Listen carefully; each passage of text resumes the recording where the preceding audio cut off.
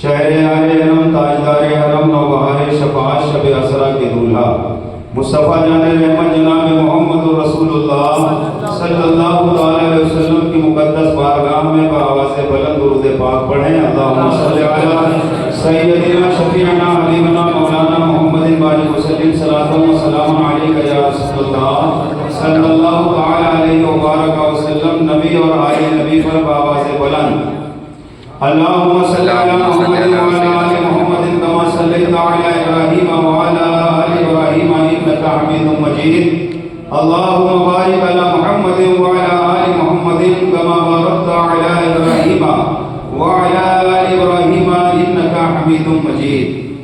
سب سے پہلے میں دل کی اتھا گہرائیوں سے مبارکباد پیش کرتا ہوں مسجد حاضہ کی جملہ اراکین اور اس مسجد میں نماز ادا کرنے والے تمام اہل سنت و جماعت اور امام اہل سنت فاضل بریلوی رضی اللہ تعالیٰ عنہ کے مسلک پر چلنے والوں کو وقت زیادہ ہو چکا ہے، تھوڑی دیر کے لیے میں آپ حضرات کے روبرو حاضر ہوا ہوں۔ میرے بعد آپ کو مفتی صاحب قبلہ کا بیان سننا ہے۔ اللہ جل جلالہ و عما نوالہ و عظم برہانہ قرآن مجید میں ارشاد فرماتا ہے انا انزلناہ فی لیلۃ القدر، ہم نے اسے لیلۃ القدر میں اتارا ہے۔ سارے دن اللہ کے بنائے ہوئے ہیں، ساری راتیں اللہ کی بنائی ہوئی ہیں، مگر سارے دن فضیلت میں برابر نہیں، ساری راتیں فضیلت میں برابر نہیں۔ کچھ راتیں مخصوص ہوتی ہیں اور کچھ دن خاص ہوا کرتے ہیں۔ قرآن کو اللہ نے لیلۃ القدر میں اتارا، قدر والے محبوب پر قدر والی رات میں قدر والی کتاب اللہ نے اتاری۔ شیخ سعدی شیرازی رحمۃ اللہ تعالی علیہ فرماتے ہیں اگر ہما شبہ شب قدر بودے، شب قدر بے قدر بودے، فرماتے ہیں اگر ساری راتیں شب قدر ہو جاتی تو شب قدر کی کوئی اہمیت نہ رہتی۔ شیخ سعدی شیرازی رحمۃ اللہ تعالی علیہ یہ کون ہیں، ان کی شخصیت پہلے آپ مختصر سن لیجئے۔ 1210 عیسوی میں ایران کے شہر شیراز میں آپ پیدا ہوئے۔ اپنے زمانے کے صوفی بزرگ، عالم دین اور بہت بڑے فارسی زبان کے شاعر گزرے ہیں۔ ایک بات یہ بھی آپ سن لیجئے، قرآن پاک کا ترجمہ اردو میں بھی ہے، لیکن سب سے پہلے فارسی زبان میں جس نے قرآن کا ترجمہ کیا وہ شیخ سعدی شیرازی رحمۃ اللہ علیہ کی ذات پاک ہے۔ سبحان اللہ۔ فارسی زبان میں سب سے پہلے قرآن کا ترجمہ آپ نے کیا ہے، اور شیخ سعدی شیرازی رحمۃ اللہ تعالی علیہ کا حال یہ ہے کہ آپ فارسی زبان کے بہت بڑے شاعر بھی تھے۔ آج شاعری کرنے والے بہت سارے لوگ ہیں جو شاعری کر رہے ہیں، اور شاعری پہلے بھی لوگوں نے کی ہے۔ داغ نے بھی شاعری کی ہے، مونس نے بھی شاعری کی ہے، انیس نے بھی شاعری کی ہے، مرزا غالب نے بھی شاعری کی ہے، ڈاکٹر اقبال نے بھی شاعری کی ہے، امام اہل سنت نے بھی شاعری کی ہے، شیر سنت مولانا حشمت علی نے بھی شاعری کی ہے، مفتی اعظم نے بھی شاعری کی ہے، محدث اعظم نے بھی شاعری کی ہے، تاج الشریعہ الحرامہ نے بھی شاعری کی ہے۔ شاعری بہت سارے لوگوں نے کی ہے۔ امیر خسرو نے بھی شاعری کی ہے۔ محبوب الہی نظام الدین اولیاء کے بہت خاص تھے حضرت امیر خسرو۔ امیر خسرو بہت بڑے شاعر گزرے ہیں، اور آپ کا مزار دہلی میں ہے، اور قریب میں حضرت نظام الدین کا بھی مزار ہے۔ تو روزانہ شاعری کرتے امیر خسرو، اور کلام لکھ کر لاتے اور لکھ کر کے محبوب الہی نظام الدین اولیاء کو سناتے۔ تو محبوب الہی کہتے بڑا پیارا کلام ہے مگر سعدی جیسا نہیں ہے۔ کلام اچھا ہے مگر سعدی جیسا نہیں ہے۔ تو امیر خسرو پھر جاتے، دوسرے دن اور بڑھیا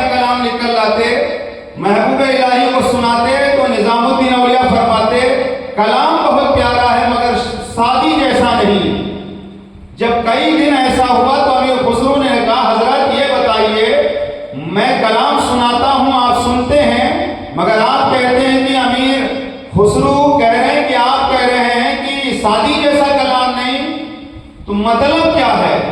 محبوب الہی نے فرمایا مطلب سمجھنا چاہتے ہو تو نظام الدین اولیاء نے اپنی چادر اتار کر کے امیر خسرو کے سر پہ رکھ دیا۔ اب جب چادر رکھ دیا تو امیر خسرو نے کیا دیکھا؟ اللہ کے رسول منبر شریف پر تشریف فرما ہے، محفل سجی ہوئی ہے، صحابہ اولیاء تشریف فرما ہے، اور میرے آقا اس محفل میں شیخ سعدی سے فرما رہے ہیں سعدی کلام سناؤ، سبحان اللہ، سعدی کلام سناؤ۔ تو شیخ سعدی سرکار کی محفل میں کھڑے ہو کر کہتے ہیں بلغ الولا بکمالہ، سبحان اللہ، کشف الدجا بجمالہ، سبحان اللہ، حسنت جمیع خصالہ، سبحان اللہ، صلو علیہ وآلہ۔ اس میں 3 مصرے شیخ سعدی کے اپنے ہیں اور چوتھا مصرع رسول پاک کا ہے۔ شیخ سعدی جب شاعری کر رہے تھے آپ نے لکھا بلغ الولا بکمالہ، کشف الدجا بجمالہ، حسنت جمیع خصالہ۔ یہ 3 مصرے آپ کے تیار ہو گئے، چوتھا مصرع تیار نہیں ہو رہا تھا، آپ بے چین تھے، دن گزر گیا۔ رات میں جب آپ کی آنکھیں بند ہوئیں، سرکار مدینہ کی زیارت ہوئی، آقا فرماتے ہیں سعدی جو کلام تم نے لکھا ہے مجھے سناؤ۔ سعدی کہتے ہیں یا رسول اللہ مصرے 3 تیار ہوئے ہیں، چوتھا مصرع تیار نہیں ہو رہا ہے۔ آقا فرماتے ہیں سناؤ تو صحیح۔ شیخ سعدی کہتے ہیں یا رسول اللہ بلغ الولا بکمالہ، کشف الدجا بجمالہ، حسنت جمیع خصالہ، اتنا ہی تیار ہوا ہے۔ میرے آقا فرماتے ہیں سعدی کیوں نہیں کہہ دیتا صلو علیہ وآلہ، صلو علیہ وآلہ۔ پتہ چلا 3 مصرے شیخ سعدی کے ہیں اور چوتھا مصرع رسول پاک صلی اللہ علیہ وسلم کا ہے۔ وہ شیخ سعدی رحمت اللہ تعالی علیہ فرماتے ہیں اگر ہما شبہ شب شب قدر بودے، شب قدر بے قدر بودے، فرماتے ساری راتیں اگر شب قدر بن جاتی تو شب قدر کی کوئی اہمیت نہ رہتی۔ شب قدر مبارک رات ہے، شب قدر بابرکت ہے، شب قدر پرعظمت ہے، شب قدر نرالی رات ہے۔ اور شب قدر کا حال یہ ہے کہ اللہ نے لوح محفوظ سے قرآن پاک کو پہلے آسمان پر نازل فرمایا شب قدر میں، اور آہستہ آہستہ 23 سال کی مدت میں قرآن پاک کا نزول ہوتا رہا، اور 23 سال میں قرآن پاک کا نزول مکمل ہو گیا۔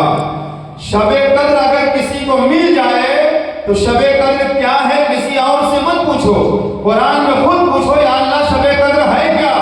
تو اللہ فرماتا لیلۃ القدر خیر من الف شہر، لیلۃ القدر 1000 مہینوں سے بہتر ہے، سبحان اللہ، لیلۃ القدر 1000 مہینوں سے بہتر ہے۔ اور شب قدر میں اللہ کے فرشتے زمین پر تشریف فرما ہوتے ہیں، اور جبریل امین جو فرشتوں کے سردار ہیں وہ بھی زمین پر تشریف فرما ہوتے ہیں۔ اور ایک روایت کے مطابق شب قدر میں زمین پر جتنی کنکریاں ہیں ان کنکریوں کی تعداد میں اللہ کے ملائکہ زمین پر تشریف لاتے ہیں، اور اس رات میں یعنی شب قدر میں جو شب بیداری کرتا ہے اللہ کے ملائکہ مصافحہ کرتے ہیں اور سلام کرتے ہیں، سبحان اللہ۔ شب قدر میں عبادت کرنے والوں سے، ریاضت کرنے والوں سے، بندگی کرنے والوں سے، ذکر و اذکار کرنے والوں سے فرشتے ملاقات کرتے ہیں، سلام بھی کرتے ہیں۔ شب قدر زندگی میں ایک مرتبہ اگر مل جائے تو آدمی کے وارے نیارے ہو جائیں۔ شب قدر کو چھپا کے رکھا گیا ہے، تاک راتوں میں تلاش کیجئے، 21، 29، 23، 27 تا 25 تاک راتوں میں آپ اسے تلاش کیجئے، چھپا کے رکھا گیا ہے۔ شب بیداری کا مطلب یہ ہے کہ آپ جاگیں، عبادت کریں، قضا نمازیں پڑھیں، قرآن کی تلاوت کریں، اللہ سے اپنے گناہوں کی معافی مانگیں، اور قرآن پاک تراویح کی شکل میں آپ نے سماعت فرمایا۔ حافظ عبدالکلام صاحب نے سال گزشتہ بھی سنایا، الحمدللہ اس سال بھی سنایا، اور قرآن پاک بڑی بابرکت کتاب ہے۔ اللہ خود فرماتا ذالک الکتاب لا ریب فیہ، یہ وہ بلند مرتبہ کتاب ہے جس میں کوئی شک و شبہ کی گنجائش نہیں ہے۔ قرآن لا ریب ہے، بے مثل ہے، لاجواب کتاب ہے، اور پاک کے بارے ہی میں رب نے اعلان فرمایا لو انزلنا ھذا القرآن علی جبل لرأیتہ خاشعا متصدعا من خشیۃ اللہ، اگر ہم اسے پہاڑ پر نازل کرتے تو خشیت ربانی سے پہاڑ ریزہ ریزہ ہو جاتا۔ اللہ نے قرآن عظیم کو اپنے محبوب کے قلب اقدس پر اتارا اور محبوب کے صدقے میں امت کو قرآن پاک ملا۔ 4 بڑی کتابیں مشہور ہیں، توریت، انجیل، زبور، قرآن مجید، اور اتفاق ایسا ہے کہ یہ چاروں کتابیں رمضان میں ہی نازل ہوئی ہیں۔ توریت بھی رمضان میں نازل ہوئی، انجیل بھی رمضان میں نازل ہوئی، زبور بھی رمضان میں نازل ہوئی، قرآن مجید بھی رمضان میں نازل ہوا۔ یہ چاروں کتابیں رمضان المبارک میں اللہ نے نازل فرمائی۔ اور توریت جو کتاب حضرت موسیٰ علیہ السلام کو دی گئی، توریت کے بارے میں جانتے ہیں کتنی ذکیم کتاب تھی۔ توریت کے اندر 1000 سورتیں تھیں اور ہر سورت میں 1000 آیتیں تھیں، اور توریت اتنی ذکیم کتاب تھی کہ 70 اونٹ کا بوجھ بن جائے اگر اٹھایا جائے، اور توریت کا ایک جز، ایک حصہ پورے 1 سال میں مکمل ہوتا تھا۔ اور پوری دنیا میں توریت کے صرف 4 حافظ ہوئے، 5واں کوئی حافظ نہ ہوا۔ توریت کے صرف 4 حافظ، حضرت موسیٰ علیہ السلام، حضرت یوشع بن نون، حضرت عزیر، حضرت عیسیٰ، 4 لوگ توریت کے حافظ ہوئے اور کوئی حافظ نہ ہوا۔ توریت، زبور، انجیل، ان کتابوں کا کوئی امتی حافظ نہ ہوا بلکہ نبی حافظ ہوئے، مگر قرآن وہ کتاب ہے جس کے حافظ پوری دنیا میں آپ کو ملیں گے۔ قرآن پاک کے حافظ پوری دنیا میں آپ کو ملیں گے، جگہ جگہ پر حافظ قرآن آپ کو ملیں گے۔ مگر میں بڑی سنجیدگی کے ساتھ عرض کرنا چاہوں گا، آج کچھ لوگ، میں سب کی بات نہیں کرتا جنہیں قرآن اچھا یاد نہیں ہے، قرآن ٹھیک سے پڑھ بھی نہیں پاتے ہیں، قوم کو دھوکہ دیتے ہیں اور رمضان المبارک کے مہینے میں وہ 5G کی سپیڈ میں قرآن پاک سناتے ہیں، اور مبتدیوں کے کچھ سمجھ میں نہیں آتا ہے کیا پڑھ رہے ہیں۔ ایسے پڑھنے سے اجتناب کرنا چاہیے۔ ورتل القرآن ترتیلا، قرآن کو ترتیل و تجوید کے ساتھ پڑھنا چاہیے۔ عوام اگر پڑھی لکھی ہوتی اللہ ماشاءاللہ تو وہ خود قرآن اگر کوئی حافظ ہوتا تو پڑھ لیتا، سنا دیتا۔ لہذا ایسے لوگوں سے میں مشورہ دوں گا، گزارش کروں گا کہ جو لوگ قرآن پاک کو ٹھیک سے نہیں پڑھتے، صحیح سے نہیں سناتے، انہیں قرآن کی تیاری کرنا چاہیے، یاد کرنا چاہیے، پھر قرآن پاک سنانا چاہیے، کیونکہ یہاں اگر آپ نہیں پکڑے گئے مرنے کے بعد ضرور پکڑے جاؤ گے۔ لہذا ہر حافظ قرآن کو چاہیے کہ وہ قرآن صحیح پڑھے، قرآن ٹھیک ٹھاک پڑھے، اور قرآن پاک کا پڑھنا بھی ثواب ہے، سننا بھی ثواب ہے، دیکھنا بھی ثواب ہے۔ اس لیے یہ بے مثال کتاب ہے، آپ مبارکباد ہیں، آپ نے تراویح کی شکل میں قرآن عظیم کو سماعت فرمایا، اور قرآن پاک تو وہ کتاب ہے جس میں ہر شے کا روشن اور واضح بیان ہے۔ اللہ نے قرآن پاک میں تمام شے کا بیان واضح روشن طور پر بیان فرما دیا ہے، اور قرآن پاک میں تمام علوم موجود ہیں۔ توریت کا علم قرآن میں، زبور کا علم قرآن میں، انجیل کا علم قرآن میں، اور تمام علوم تنہا قرآن کے اندر موجود ہیں۔ اور خالی اتنا ہی نہیں، قرآن کا سارا علم سورہ فاتحہ میں موجود ہے۔ سورہ فاتحہ میں قرآن کا سارا خلاصہ موجود، اور سورہ فاتحہ کا سارا خلاصہ بسم اللہ الرحمن الرحیم میں موجود ہے۔ اور بسم اللہ الرحمن الرحیم کا سارا خلاصہ بسم اللہ شریف کے لفظ با میں موجود ہے۔ اور مولا علی، فاتح خیبر، داماد پیغمبر، تاجدار حل عطا، مولا علی مشکل کشا، وہ فرماتے ہیں انا نقطۃ تحت البا، اس با کے نیچے جو نقطہ ہے وہ میں ہوں۔ سبحان اللہ۔ سارے قرآن کا خلاصہ سورہ فاتحہ میں، سورہ فاتحہ کا سارا خلاصہ بسم اللہ الرحمن الرحیم میں، بسم اللہ الرحمن الرحیم کا سارا خلاصہ بسم اللہ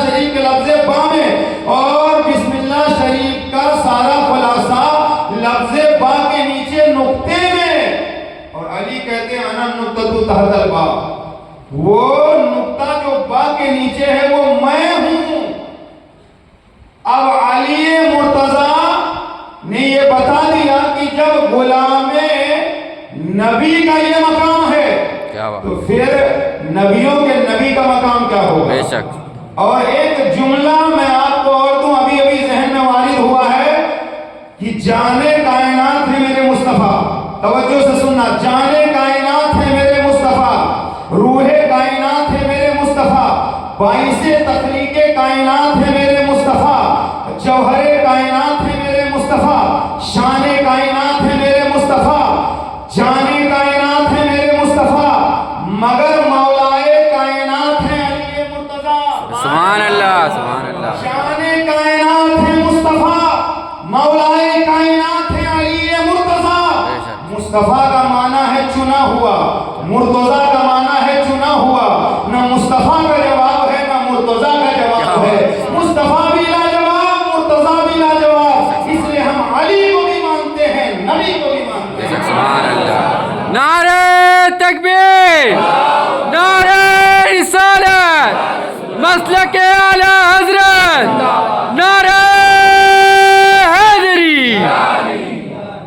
और मेरे मुस्तफा ने फरमाया अलियुम माल कुरान वल कुरान मा अलियिन।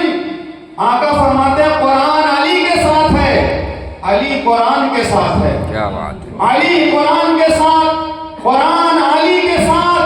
अब आप अंदाजा करें जब कुरान अली के साथ है तो मैं कहना चाहूंगा अगर कुरान को समझना चाहते हो तो मौला अली से प्यार करना पड़ेगा, क्या बात, मौला अली को मानना पड़ेगा, मौला अली से मोहब्बत करनी पड़ेगी। मगर आज कुछ लोगों का उस जमाने में भी और आज के दौर में भी मौला अली का नाम सुनते ही चेहरा बिगड़ जाता है, मौला अली का जिक्र सुनते ही चेहरे पर परेशानी के आसार नुमाया हो जाते हैं। मैं कहना चाहूंगा जो नबी नबी करेगा वही अली अली करेगा, बेशक। जो अली अली करेगा वही नबी नबी करेगा। जरूरत पड़ती है तो हम अली अली करते हैं, हम नबी नबी भी करते हैं, अबू बकर भी करते हैं, उमर भी करते हैं, सारे सहाबा से हम प्यार करते हैं। सहाबा मनसबे सहाबियत में बराबर हैं मगर फजीलत में बराबर नहीं। सारे सहाबा मनसबे सहाबियत में बराबर मगर फजीलत में बराबर नहीं। हर एक सहाबी का अलग अलग दर्जा है, अपना अपना मकाम है, अपनी अपनी शान है, अपना अपना मकाम है, अपना अपना दर्जा है। लिहाजा किसी को बराबर में खड़े करके नापने की कोशिश मत करना, इसलिए कि हमारी और तुम्हारी कोई हैसियत नहीं है कि हम अमीर माविया को मौला अली के सामने खड़ा करें या मौला अली के सामने अमीर माविया को खड़ा करें। हमारी तुम्हारी कोई हैसियत नहीं है। अली अली है, अमीर माविया है। सुभान अल्लाह, सुभान अल्लाह। अबू बकर है, उस्मान गनी है, हर एक का अपना एक अलग मकाम है, इसलिए किसी के बहकावे में मत आओ। और आज तो ऐसे लोग भी पैदा हो गए हैं कि अगर अहले बैत का जिक्र करो तो लोगों को परेशानी हो जाती है और लोग कहते हैं कि ईमान ठीक नहीं है। अबे तेरा ईमान ठीक है, सहाबा के मानने वाले, अहले बैत के मानने वाले, उनका ईमान ठीक नहीं है। हम सहाबा को भी मानते हैं, अहले बैत को भी मानते हैं, लेकिन हसद आदमी को कमजोर करता चला जा रहा है। कोई कहता फला का ईमान ठीक नहीं, फला का ईमान ठीक नहीं। अबे अपने ईमान की खैर मना। तू मनसब पर जब था कोर्ट कचहरी में, तूने कितना गड़बड़ सड़बड़ किया है पूरे इलाके को पता है। किसी मस्जिद का ओहदा मिल जाने से, कोई दर्जा मिल जाने से, कोई किसी को डिग्री देने का अख्तियार नहीं रखता। हमारे इसी शहर में लोग हैं, कोई कहता मुफ्ती साहब का ईमान ठीक नहीं, कोई कहता सुलेमान कादरी का ईमान ठीक नहीं, कोई कहता फला साहब का ईमान ठीक नहीं। अरे पहले अपने घर की खबर ले, तेरी बच्ची का क्या हाल है, तेरे बेटे का क्या हाल है, तेरे घर का क्या हाल है, तेरे पड़ोसी का क्या हाल है, तेरे महल्ले का हाल क्या है, फिर दूसरे के ईमान के ठीक ठाक की बात करना। इसलिए मौका कभी मिलेगा तो फिर इंशाअल्लाह मैं उन्हीं के दरवाजे, क्योंकि मैं छुप छुपा कर बात नहीं करता, जो इस तरह की गुफ्तगू करते हैं मैं उनके आखिरी ताबूत में कील ठोक देता हूँ। हक है, बेशक। डंके की चोट पर बात करता हूँ وہ 29 ایک طرف تھے جب بھی فقیر کا کچھ نہ بگاڑ سکے. کیا بات ہے, بے شک. 29 ایک طرف تھے جب بھی فقیر کا کچھ نہ بگاڑ پائے. بہت خوب مفتی صاحب. 29,000 بھی ہو جائیں گے تو علی اور اہل بیت کے ماننے والوں کا کچھ بگاڑ نہیں بے شک, سکتے. بے شک, سبحان اللہ. اس لیے کہ صحابہ اور اہل بیت کے ماننے والے کل بھی ڈنڈے کی چوٹ پر کہتے تھے ہم اہل بیت کے ماننے والے ہیں, آج بھی کہہ رہے ہیں. اور ہم دل بدلو نہیں, ہم دل بدلو نہیں. جو منبر پہ کہتے ہیں وہی تمہارے دروازے کہیں گے, وہی تمہارے علاقے میں کہیں گے, تمہارے محلے میں کہیں گے. اور اگر کبھی بھی کسی کو کوئی شک و شبہ ہے تو ادھر ادھر بھاگنے کی ضرورت نہیں, مجھ سے بیٹھ کر کے وہ بات کر سکتا ہے. بے شک, کیا بات ہے. کوئی بات سمجھ میں نہیں آتی تو مفتی صاحب کے پاس مت جاؤ, مفتی صاحب کو پریشان کرنے کی ضرورت نہیں. بولتا میں ہوں, بیان میں کرتا ہوں, آپ مجھ سے بات کر لیجئے, دودھ کا دودھ ہو جائے گا, پانی کا پانی ہو جائے گا. بہت خوب مفتی صاحب. کسی اور کو پریشان کرنے کی ضرورت نہیں ہے. ہم جو کچھ بولتے ہیں اعلانیہ بولتے ہیں, 18 سال سے بول رہے ہیں, آج تک سامنے کوئی نہیں آیا. پیٹھ پیچھے ایک دوسرے کے لوگ برائی کرتے ہیں. خوشی اس بات کی ہے کہ آپ کے اس محلے میں فیضان غوث اعظم کا فیضان جاری ہوا اور یہ مسجد ماض وجود میں آئی. اللہ کا فضل ہے, حلوہ گوبر الگ الگ ہو گیا, دودھ اور شراب الگ الگ ہو گئی, صحیح اور غلط کا امتیاز ہو گیا. صحیح کیا ہے, غلط کیا ہے, یہ جو ملا کر کے لوگ رکھتے تھے, یہ پتہ چل گیا کہ اہل بیت اور مسلک اعلیٰ حضرت اور صحابہ کے ماننے والے کون ہیں, اور اہل بیت اور صحابہ اور اعلیٰ حضرت کے مسلک کے مخالف کون ہیں. الحمدللہ ہم تعداد کے بھروسے کبھی بھی کام نہیں کرتے, ہم خدا کی امداد کے بھروسے کام کرتے ہیں, مصطفیٰ کے پیار کی بنیاد پر کام کرتے ہیں. آج اللہ کا فضل و کرم ہے کہ یہاں مسجد کی تعمیر ہوئی اور تراویح کی نماز بھی ہو رہی ہے, پنجگانہ نماز بھی ہو رہی ہے. اللہ تعالیٰ آپ سب کو دن دونی رات چوگنی ترقیاں عطا فرمائے اور آپس میں محبت و پیار سے زندگی بسر کرنے کی توفیق عطا فرمائے. آپ خود مفتی بننے کی کوشش نہ کریں, خود فتویٰ دینے کی کوشش نہ کریں. کوئی مسئلہ اگر سمجھ میں نہیں آتا, عیدگاہ تشریف لے جائیں, مرکز میں مفتی صاحب تشریف فرما ہے, آپ ان سے رابطہ کیجئے, آپ ہم سے آ کر کے پوچھئے. دوسروں سے بولتا میں ہوں, مفتی صاحب کیا جواب دیں گے, مفتی صاحب بولیں گے, میں کیا جواب دوں گا. میں بولتا ہوں میری تقریر میں آپ کو کوئی پریشانی مجھ سے بات کیجئے, مفتی صاحب کی تقریر سے پریشانی ان سے بات کیجئے, کیونکہ ہم تو کسی کو زیر یا کمزور کرنے کے لیے بیان نہیں کرتے. ہم تو یہی چاہتے حق واضح ہو جائے, سچ واضح ہو جائے, دودھ کا دودھ ہو جائے, پانی کا پانی ہو جائے, اور جو بات سچ ہے وہی اندھیرے میں کہو, وہی میدان میں کہو. مسلک اعلیٰ حضرت یہ نہیں ہے کہ زبان پر کچھ اور دل میں کچھ اور. مسلک اعلیٰ حضرت یہی ہے جو زبان پر ہو وہی دل میں ہو, جو دل میں ہو وہی زبان پر ہو. اور اعلیٰ حضرت کا حال یہی تھا, جو قول تھا وہی فعل تھا, جو فعل تھا وہی قول تھا. زبان پر کچھ اور دل میں کچھ اور, یہ منافقت ہے, مسلک اعلیٰ حضرت نہیں ہے. بے شک, کیا بات ہے. منافقت اور ہے, مسلک اعلیٰ حضرت اور ہے. اس لیے مسلک اعلیٰ حضرت کو عام کیا جائے اور مسلک اعلیٰ حضرت سے لوگوں کو وابستہ کیا جائے, مگر اس کا مطلب یہ نہیں ہے کہ اہل بیت کو چھوڑ دیا جائے. اس کا مطلب یہ نہیں ہے کہ اولیاء کرام کے دامن کو چھوڑ دیا جائے. نہیں, مسلک اعلیٰ حضرت میں سب ہے. سمجھو تو مسلک اعلیٰ حضرت کا ماننے والا اہل بیت کا غدار ہو ہی نہیں سکتا ہے. پوری زندگی امام اہل سنت کو پڑھو, اعلیٰ حضرت فاضل بریلوی نے پوری زندگی نبی کے گھر والوں پر اپنی زندگی قربان کر دیا ہے, اور اہل بیت کے دشمنوں کو جواب دیا ہے, صحابہ کے دشمنوں کو جواب دیا. امام اہل سنت کے بھی حاضر تھے, جبھی تو امام اہل سنت نے قلم اٹھایا اور فرمایا ایک طرف آدائیں دی ایک طرف ہے حاسدی, بندہ ہے تنہا شہا تم پہ کروڑوں درود. اس لیے امام اہل سنت کا مسلک مضبوطی سے پکڑیں اور صحابہ اہل بیت سے پیار کریں, قرآن کی تعلیمات پر عمل کریں, علماء سو سے دور رہیں, علماء حق کا ساتھ دیں, اور جو سچ بولتا ہو, جو حق بولتا ہو, آپ اس کے ساتھ رہیں. اس اس لیے کہ جو باطل ہوتا ہے، جو جھوٹا ہوتا ہے، وہ مقابلہ نہیں کرتا ہے، وہ پلاننگ کرتا ہے، کمزور کرنے کے لیے سازشیں کرتا ہے۔ آج سے نہیں 1400 سال سے زیادہ کا عرصہ گزر گیا، قرآن مٹانے والے مٹ گئے، قرآن مٹا نہ سکے۔ قرآن بدلنے کی ناپاک کوشش کرنے والے بدل گئے، قرآن کا ایک حرف بدل نہ سکے۔ اس لیے کہ رب نے فرمایا لا تبدیل لکلمات اللہ، اللہ کے کلام میں کوئی تبدیلی نہیں ہے۔ ہے قول محمد قول خدا، فرمان نہ بدلا جائے گا، بدلے گا جب زمانہ لاکھ مگر قرآن نہ بدلا جائے گا۔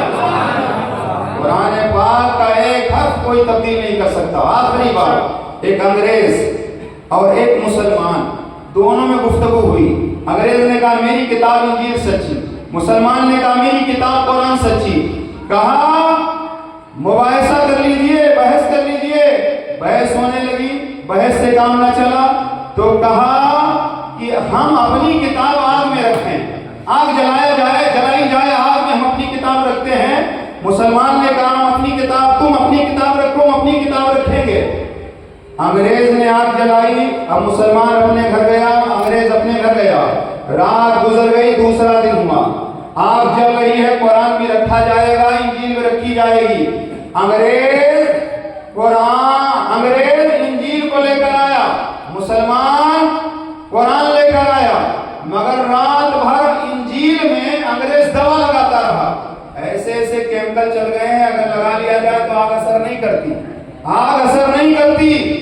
کیمیکل لگا کر کے انجیل پر آیا، ادھر وہ کیمیکل لگا رہا تھا، مسلمان خدا سے دعا لگا رہا تھا، وَتُعِزُّ مَن تَشَاءُ وَتُذِلُّ مَن تَشَاءُ بِيَدِكَ الْخَيْرُ إِنَّكَ عَلَىٰ كُلِّ شَيْءٍ قَدِيرٌ۔ جب آمنا سامنا ہوا تو اللہ کبھی کبھی حق والوں کے دل و دماغ میں ایسی بات ڈال دیتا ہے کہ وہ بڑے بڑے مفتی عالم پر بھاری ہو جاتا ہے، کبھی کبھی تو عوامی سطح پر کام کرنے والا آدمی بڑے بڑوں سے توبہ کروا لیتا ہے۔ ایسا بھی ہم نے دیکھا ہے، ہوتا ہے ایسا۔ تو اچانک دل میں بات آئی، مسلمان کہنے لگا بھائی کتاب کا مقابلہ نہیں ہوگا، کافر کتاب کے ماننے والوں کا مقابلہ ہوگا۔ کیا مطلب؟ کہ آگ میں انجیل لے کے تم اتر جاؤ، قرآن لے کے ہم اتر جاتے ہیں۔ کیا بات ہے۔ اب انجیل میں تو دوا لگا کر آیا تھا، بدن پر دوا تھوڑی لگایا تھا، ادھر ادھر جھانکنے لگا۔ مسلمان نے قرآن کو لیا، سینے سے لگایا، جلتی ہوئی آگ میں اتر گیا۔ انگریز چلایا ابے تو آگ میں اتر گیا۔ مسلمان کہنے لگا تو بھی میرے پاس بیٹھ جا، بچ جائے گا۔ کیا بات ہے۔ اب انگریز دیکھ رہا تھا آگ جل رہی ہے، مسلمان بچا ہوا ہے، مسلمان کا کچھ نہیں ہو پا رہا ہے، ہوتا کیسے؟ امام اہل سنت کہتا ہے عشق تیرے صدقے، جلنے سے چھوٹے سستے، وہ آگ بجھا دے گی جو آگ لگائی ہے۔ چنانچہ وہ انگریز دیکھ کر کے دنگ رہ گیا۔ پتا چلا قرآن اللہ کا کلام ہے، مٹایا نہیں جا سکتا۔ قرآن